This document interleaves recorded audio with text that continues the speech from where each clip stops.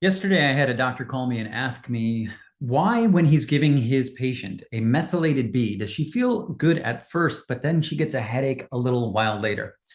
That inspired me to make this video about folate in general, because there's a lot of confusion out there. And I'm putting this in the heart health series because it is one of those nutrients that is incredibly important for the heart. And I'm going to share a little bit as to why that is. And then I will answer that question. Why would a methylated B be giving a headache? It's very popular. I know we hear a lot of influential people out there saying everybody should be on one. And I disagree. I disagree strongly. I think we should be getting a whole food form. And again, I will go into that very much in detail at the end. But first, let's talk about its association with heart health. In order to do that, we need to know about this book called The Homocysteine Revolution.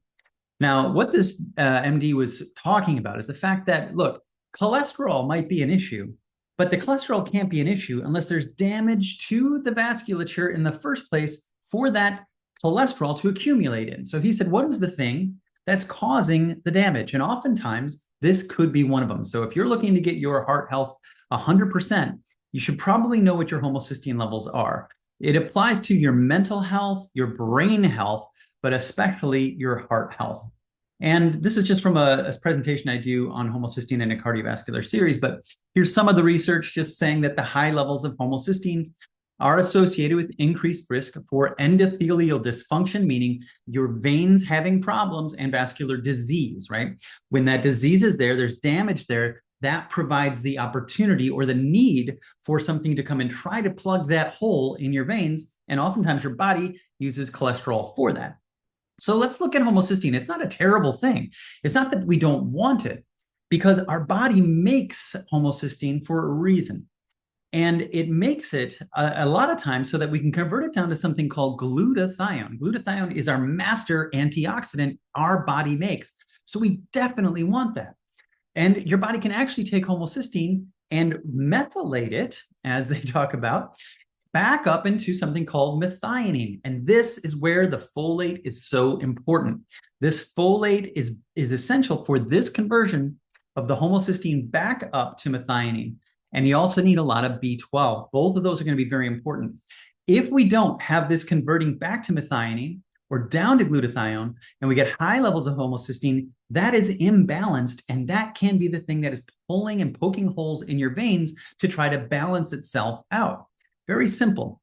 Now, this is what we call a methyl donor. If your body's trying to get rid of things like arsenic or histamine, for example, your body needs to make this methyl donor to be able to help neutralize that and get it out of the way. But you have to have methionine. So it makes sense how brilliant the body is that it will take this, make a methyl donor, and then the byproduct down here, it can recycle it back up to make more if it needs to.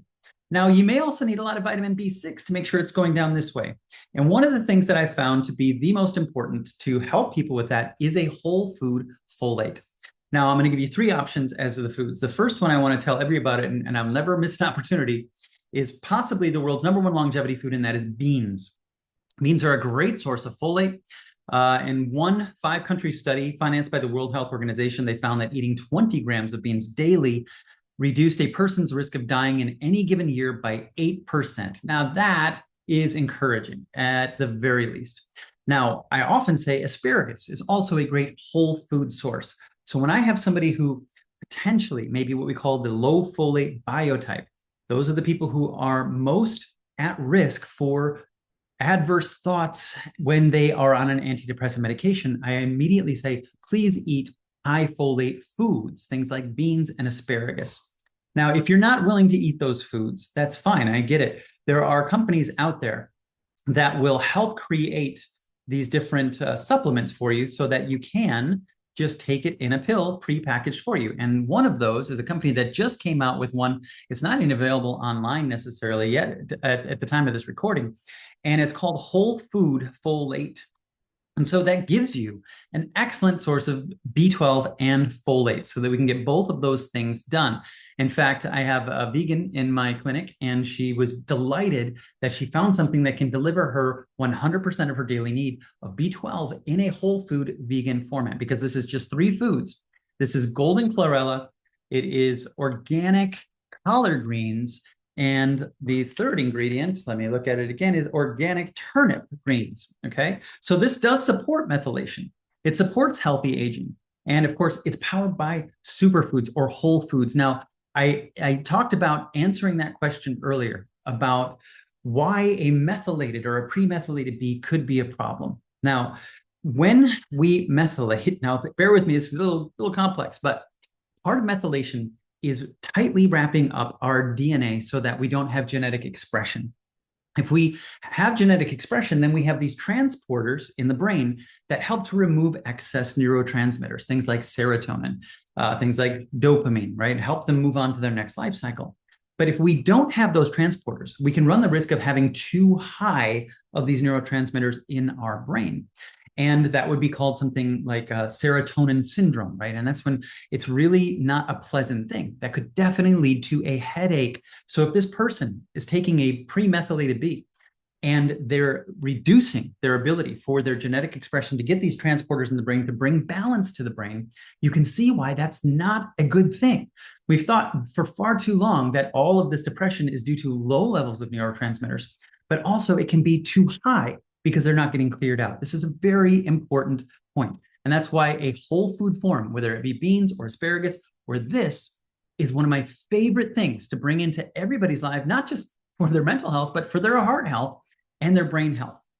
And I want to remind everybody right now, if you're doing that synthetic methyl-folate form, that high dose can cause side effects and what I just called hypermethylation. Too much of a stop of the genetic expression of those transporters to bring balance to your brain.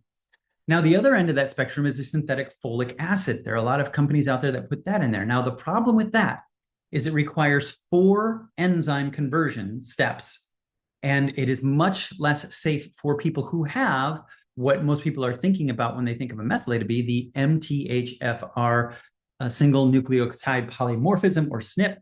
And so that is not safe when you're taking a folic acid if you do have that. So about 40% of the population may fall into that category of a low methylator, but about the other 40 and the other end of the spectrum could be high methylators. So we don't want to over methylate because that can create all kinds of problems. Okay. And again, when you get it from a whole food, it's exceedingly safe. It provides methyl, formal, and tetrahydro forms and less enzymatic steps than folic acid. So all around, it is absolutely superior always to get things from a whole food source instead of from a synthetic source, whether that be a synthetic folic acid or a synthetic methyl-folate. Remember that. We're not smarter than Mother Nature. We got to get things in the way that food gives them to us. That is how our body's going to be able to keep balance. If we force things one way or the other, we run the risk of creating all kinds of problems, especially in our brain and in our heart. And I wanted to point out that one of the foods that's in there is golden chlorella.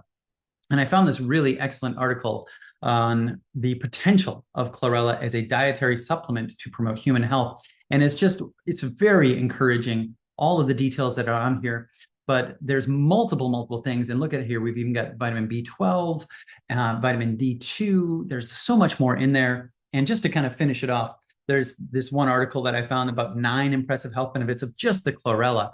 And it talks about how it's so nutritious. It talks about how it can help with heavy metals, aiding to detox, which is a huge issue with so many people in their health. We need to make sure we're addressing that. It can enhance your immune system. It can help improve cholesterol. Now, I can speculate as to maybe that has to do with the folate aspect of it, but it talks about these other nutrients in there that can be helpful for that. It can act as an antioxidant, can help keep blood pressure in check. So again, some more and more information on why it may be good for your heart, can improve blood sugar levels, can help manage respiratory disease, enhance aerobic endurance, many different potential benefits for this: liver, eyes, digestion, and relieving PMS. And this is why on this whole food folate, they talk about not just cardiovascular challenges, cognitive challenges, detox challenges, methylation challenges, low energy, and red blood cells. So all of that is what brings me to want to tell you that folate has to be a part of your life if you want to live a long, healthy life, if you want to keep your heart happy, if you want to keep your brain happy, and if you want to keep your whole body healthy. It is an essential piece.